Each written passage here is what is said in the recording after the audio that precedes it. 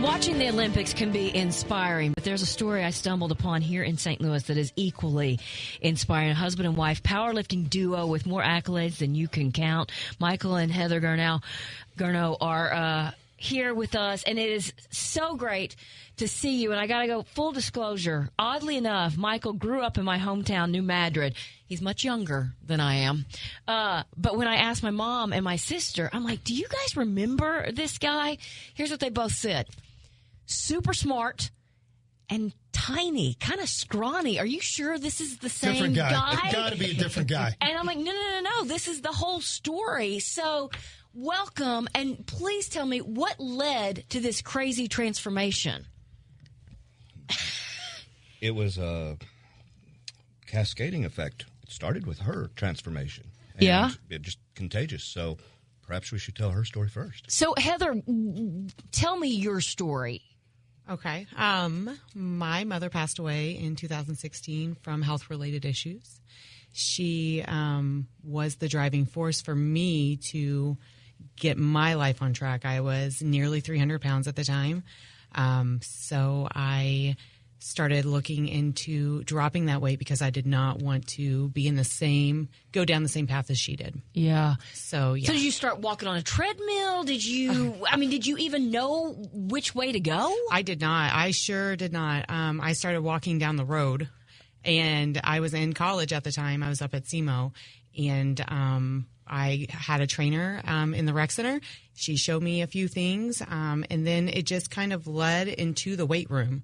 Like about a year later. Was there a moment where it started to click and maybe you started seeing results, or something just got you excited to keep going? Well, I started dropping the weight, and then Michael brought home a weight bench, and I was like, I can do that. I can be strong, and it just kind of took off from there. But it isn't even strong. I mean, how many medals and trophies and, powerlifting have you now accumulated? I believe I have 20 records. Yeah. Yes. That is so. And what is your go-to? And 3 national records. So. Oh my. Yes. And is that in, bench press? Is it in, what are your go-to kind of categories? My records held are in squat, bench, and deadlift. And so you can I'm squat full how power. much? My record is 336 Come right on. now. Whoa. Yeah. Okay, so then, Michael, you saw her going through all this, and you're like, oh, well, I can do that too. Were you scrawny? Were you scrawny, Michael, at the time? I was on the other end of the spectrum. So she was losing weight, and I'm sitting here lingering at 127 pounds. No, 127? Yeah. That's what one of your legs weighs now. Yeah. So, I looked at her. She was an inspiration. I'm like, wow. So if she's putting the dedication into this, and, she's very modest. So it wasn't exercise. She's being very meticulous with her diet, her recovery, with her sleep. I'm like, well, she can do it. Let's see if I can actually, up the ante. So we started feeding off one another. I started eating more nutritiously. I started putting on some weight. We split the time in the weight room, our basement. So did it become a competition between the two of you as a couple? No. We are only children. So we don't even train together. So really? It would be a perpetual fight. Yes, that is true. And Michael, you've written 2 books. Your next one is about this crazy transformation from, as you said, like 127 pounds to now 200. And when you write this, is it going to be kind of anybody can do this? What's kind of the idea behind sharing the story? Well, it started as a joke. My publisher come to me after a couple of, successful titles. He said, what do you have up your sleeve? And he gets annoyed because I keep jumping subjects. Uh-huh. So instead of feeding off the previous audience that I built up with the last title, he's like, oh, you've got to start from scratch again. So we have to do that whole PR campaign. So I decided to be a thorn in his side. I said, I'm thinking about doing something about bodybuilding. He starts laughing. I'm like, right there. That's why we're going to do it. So At this point, are you 140? Are you starting to get bigger, or you're still? No, I'm just still being an intellectual dweeb, having fun with ideas. I didn't know if I could do it or not. I just thought it'd be fun to try and see what story developed. Oh, my gosh. And so, as I'm reading all these different articles on you, even if you were to fail, there's a story there. Oh, yeah. I write in two different genres. I write politics and I write comedies. So this is perfect fodder for if it went poorly, it's going to be hilarious failure. Yeah. So, I thought, let's give it a shot. Well, let's talk about the transformation and a little bit of a personal deal. My youngest boy, he's 20 now. He got cut from the basketball team, and he was tiny, 125 pounds. And he said, I'm sick of being the little scrawny guy. Right. And I go, okay. He goes, Dad, I want to join the gym. I go, okay.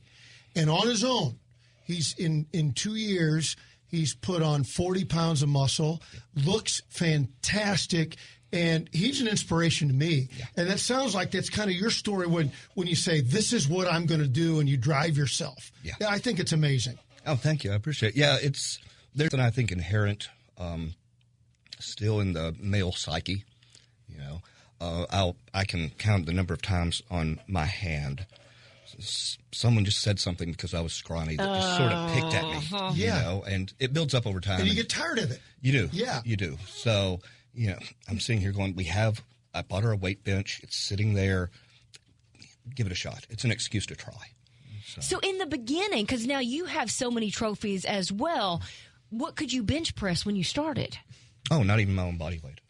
Yeah, that bar just ate me entirely. Yeah, it fell straight down. I'm like, oh God, I got to get out from underneath this before she gets home. This is embarrassing. So, I think about 110. I was struggling, grinding 110. And so did you just teach yourself? Did you get a trainer? What was your path? I'm a stubborn academe as well as a stubborn only child. If I was going to write the book as a comedy, I wanted to fail gloriously if I was going to. So I did the minimal amount of coaching just to know I was off on the right foot. But I wanted to make honest mistakes along the way. So as an academe, I just read the books, talk to the professionals, get tips and pointers here and there. But we spent quite a bit of time going to the emergency room with a few injuries. Yes, we did. Well, so now when you look back, what has been the toughest challenge for both of you with these transformations? My work schedule and my training schedule are pretty hectic. I get up at 3 o'clock in the morning. I do my training, and then I go to work, and I work 10 to 12-hour shifts at a very busy ER for animals. And I come home, I go to sleep, and then I get up and I do it all over again. So that's been the most challenging thing for me is my recovery in trying to get that in. So, Heather, let me ask you this. At what point do you go from, I want to be healthier, I want to change, I want to make a transformation, to I'm competing, and then the transformation just to compete and then to win?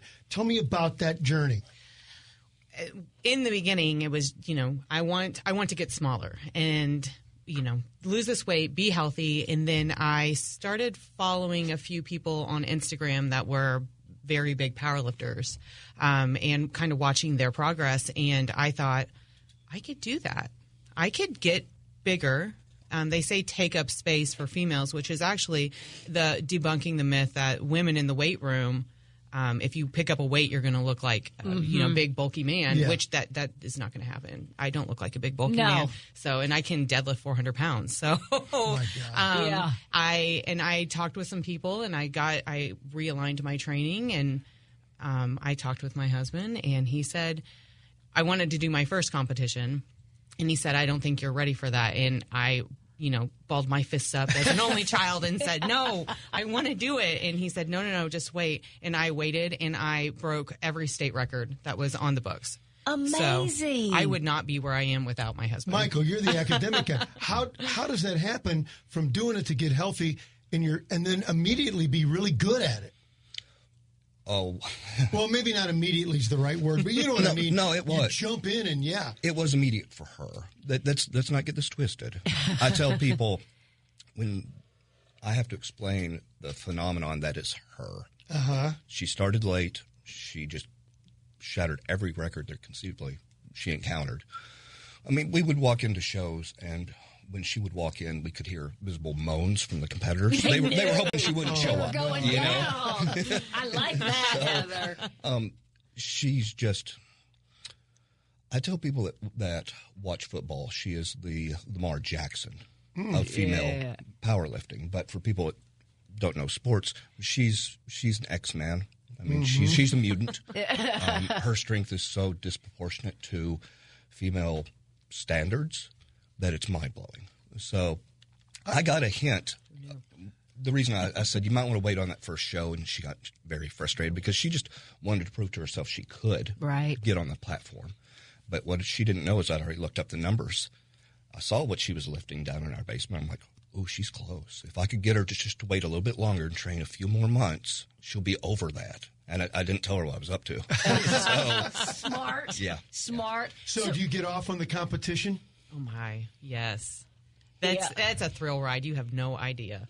It's so exhilarating. You clean that, or you finish that lift, and it's a good lift, which is 3 white lights, and you found out that you broke a state record, or you made nationals, or made a national record, and you're just like, oh my gosh. It's insane. It's an insane feeling. So what are you grasping at next?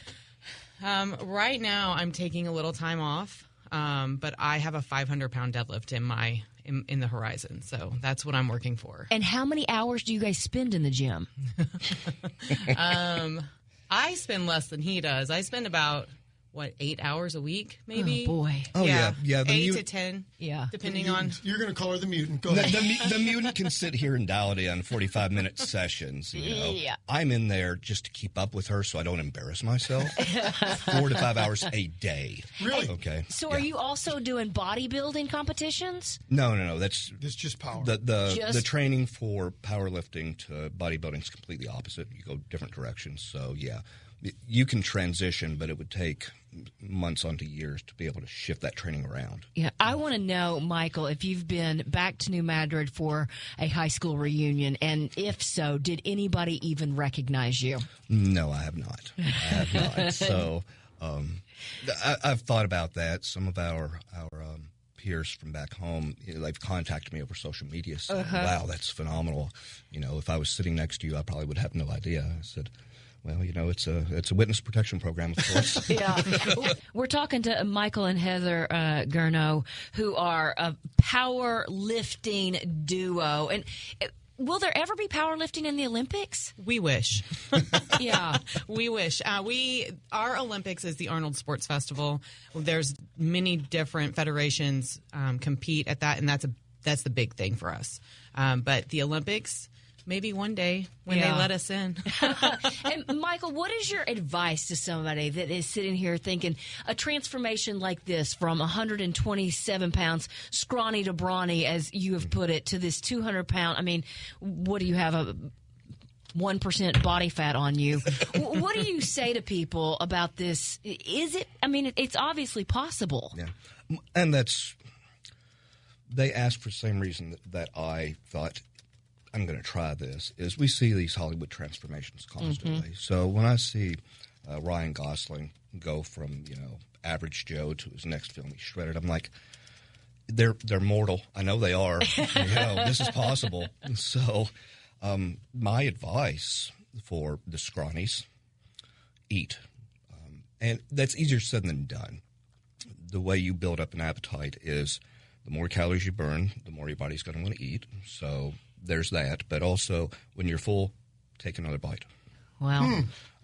Make sure that you don't skip breakfast. You're hungry at breakfast, but that's when you're in a fasting state. So you need to stop that fast.